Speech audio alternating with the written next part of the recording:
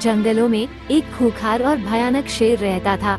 वो रोज बहुत से जानवरों का शिकार करता और उन्हें मार देता था।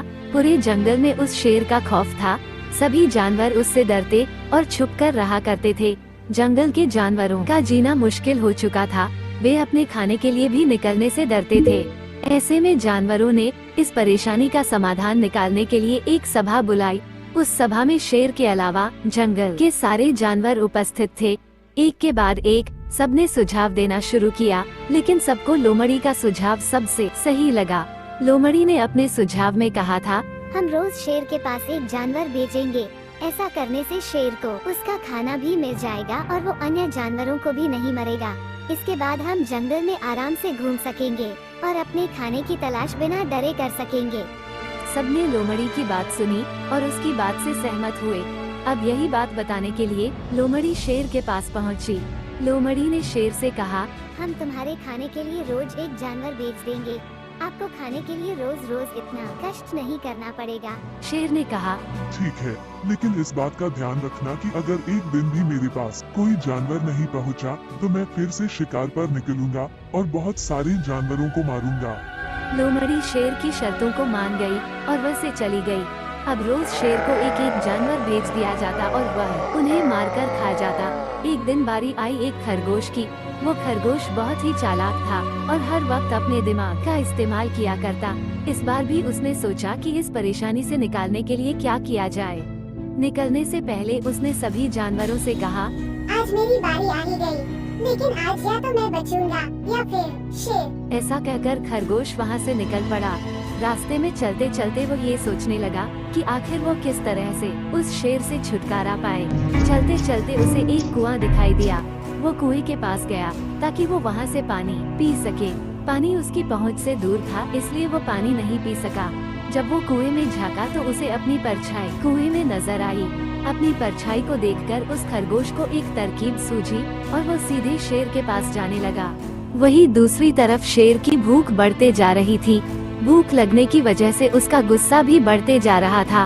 मन में वो सोचने लगा कि वो आज फिर से शिकार कर बहुत सारे जानवरों को मार डालेगा। लेकिन उसके बाद ही खरगोश पहुंचा। खरगोश ने कहा, मैं आ गया मेरे मालिक। शेर ने खरगोश से कहा, तुम्हें आने में इतनी देरी क्यों हुई? मैं तुम्हारा कब से इंतजार कर रहा हूँ। मुझे जोरों की भूख लगी है। शेर को गुस्सा देख खरगोश ने उसे बताया, मैं पहले ही आ जाता, लेकिन इस जंगल में एक और शेर आ गया है। वो शेर आपसे भी ज्यादा शक्तिशाली और बलवान है। वो खुद को इस जंगल का असली राजा बताता है। उस शेर की वजह से मुझे छुप कर आना पड़ा और इस वजह से मुझे आने में देरी हो गई। खरगोश की बातों को सुनकर शेर और भी ज्यादा गुस्सा हो गया। शेर ने खरगोश से कहा, मेरे अलावा इस जंगल का राजा और कोई नहीं हो सकता। सिर्फ और सिर्फ मैं इस जंगल का राजा हूँ। मुझे उस शेर के पास ले चलो, उसे मैं सबक सिखाता हूँ। इसके बाद खरगोश उस शेर को उस कुएं के पास ले गया जहाँ उसने पानी पीने की कोशिश की थी। खरगोश और शेर जैसे ही उस कुएं के पास पहुँचे, तब खरगोश ने इशारे से शेर को बताया।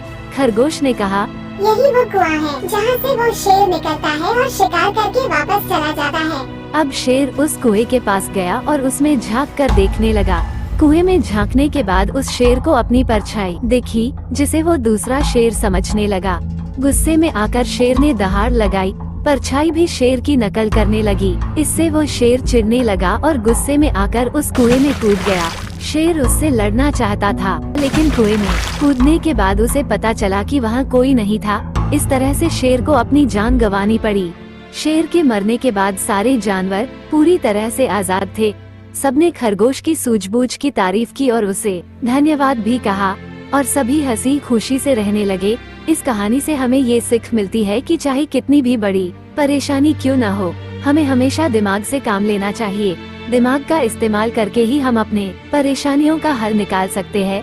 खरगोश ने भी यही किया। उसने परेशानी में दिमाग से काम किया। शेर के अंदर बहुत सारा अहंकार भरा था। इसकी वजह से बहुत ही जल्द गुस्सा हो जाता और गुस्से की वजह से ही उस शेर को अपनी जान गंवानी पड़ी।